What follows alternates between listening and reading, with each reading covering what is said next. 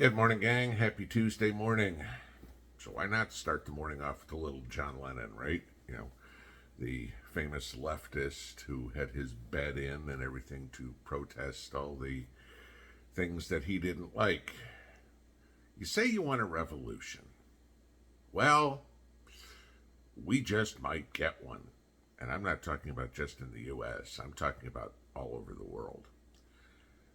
If you've seen what's going on here just in the last couple of days, you can see it coming. And we're going to have a clash between good and evil again. Let's give you a couple of examples. In Hamburg, Germany, you now have a group there called Muslim Interactive that is demanding a caliphate, or in other words, a Muslim government and Muslim laws in Germany. Okay? This is a direct effect of unfettered immigration being allowed. What about the people? What about the rights of the German people? Okay? I mean, no offense to the Muslims, you want to live under your laws, your way of life, the way you think it should be. That's fine. Okay. What you don't have the right to do is go into somebody else's country and say, yeah, you're going to live under our laws too, or we're going to take your land and do it. No, you want your caliphate, go back to Iraq, go back to Syria, go back to Iran, go back to wherever the hell you came from, and practice there. Leave Germany out. The German citizens are probably going to object. Probably pretty strongly. Okay. Then you look at what's going on in the U.S., specifically with all this protesting at universities. It's turned violent now. This is no longer a peaceful protest. I'm waiting to see how many of these people get tossed in jail for 2.5 years without ever being charged, and listen to the leftists clamor. But what are these protesters protesting? They want a complete change of policy, of life, etc., etc. They want the support for terrorists. I mean, when they're screaming, "We are you, Hamas," oh, okay. So you are saying, I am a terrorist, literally. Okay. When you are calling to burn Tel Aviv to the ground, you're a terrorist. And here's my question. I'm going to throw a couple at you real quick. You know all those times that they call Trump Hitler or call conservatives Nazis? Please explain to me how you can march around college campuses calling for the death to Israel and not be exactly the Hitler-esque Nazi that you are accusing somebody else of being.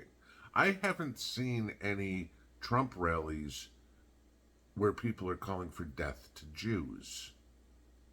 I've seen a lot of these leftist rallies, because that's their entire idea. So when's the Jewish population going to stand up? When is the Christian population going to stand up and defend the Jews again from these Muslim terrorist supporters? Okay. Why is it that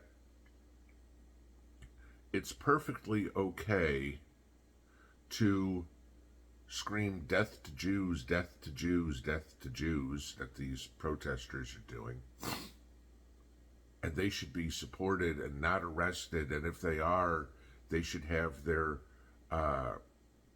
sentences commuted Don't forget they want to make sure they get their student loans paid off too.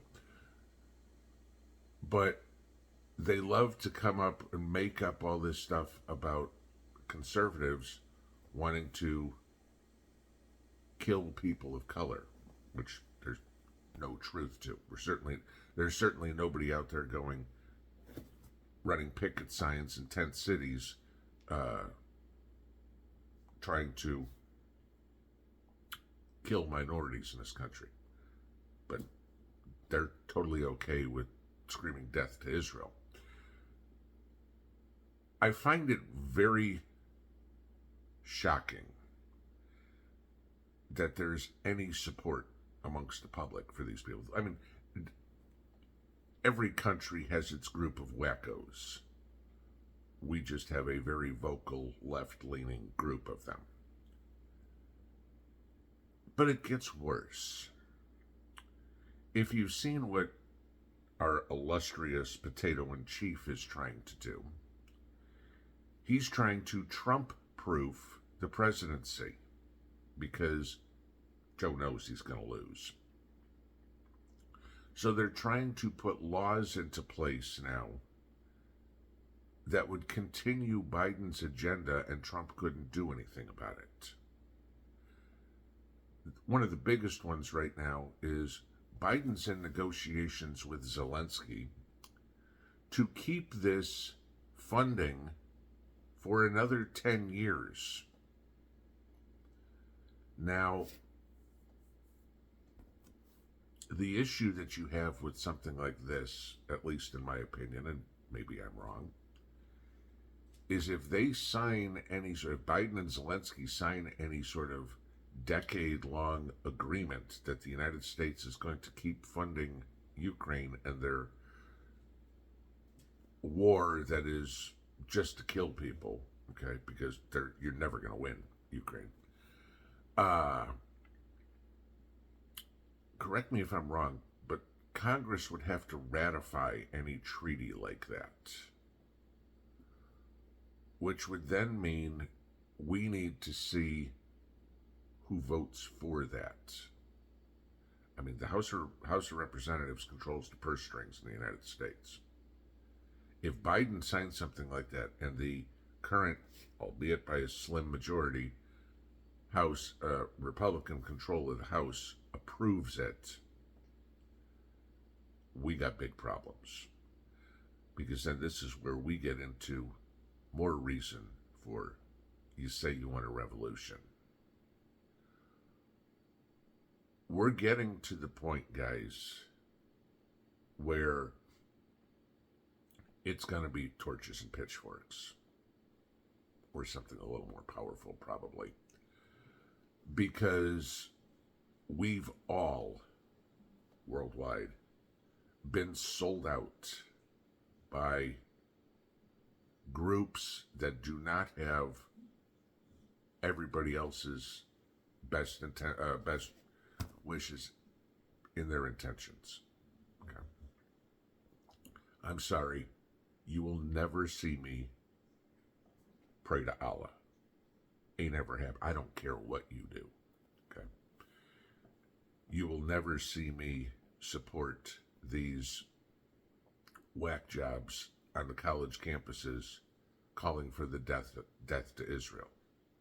However, the thing is this, you also won't hear me call for the death to Tehran. Just saying. You want to live a backward-ass 800 AD life? That's up to you. Do it in your own backyard. But I'll be damned if you're going to bring it into mine. And I will bet there are millions of people who are just like me, who have the theory of, ain't happening here. Try it, and you may regret the outcome.